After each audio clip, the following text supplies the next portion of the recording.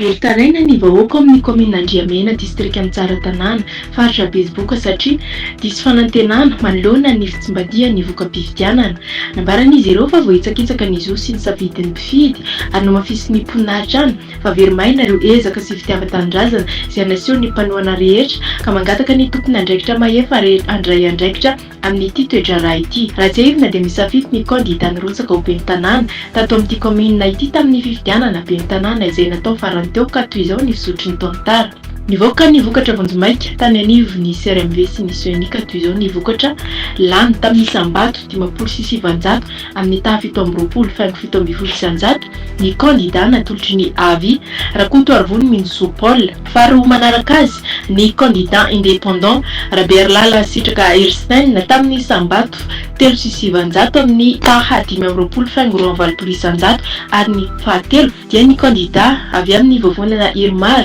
Ratevy Arvony John tamin'ny Sambato 700 amin'ny taha 20 faingo 700. Rehefa nivoaka ny vokatra avy any amin'ny tribunal administrativa Mahajanga dia nova ny voka-pifidianana ka lasa ny kandida indépendant Raberlala Sitraka Erstein no nahazo ny fandresena. Ny antony nampiova ny voka-pifidianana araka ny voalazan'ny didim-pitsarana izay navoaka ny tribunal administratif Mahajanga dia nifanana ny bureau-pifidianana misy efatra izay samy nitarihan'ny kandida natolotry ny Avy avokoa. Gaga sy talanjona ary malahelo sy tsy mankasitraka io voka-pifidianana io ny vahoaka mpifidy tao amin'ny komina Andriamena ka nanao fangatahana fandravana didy tany amin'ny Conseil d'État Antananarivo tamin'ny alalan'ny kandida natolotry ny Avy Rakoto Arvony Minzo Paul. Nandritra izany dia tsikahatra ny fisina taratasy hosoka sy halatsony ary fanambarana tsy marina na fausse déclaration izay tonga tany anivo ny tribunal administratif Mahajanga ka antony nandraisan'ny tribunal administratif ny fanapahan-kevitra nanafanana ireo bureau-pifidianana nitarihan'ny kandida natolotry ny Avy ireo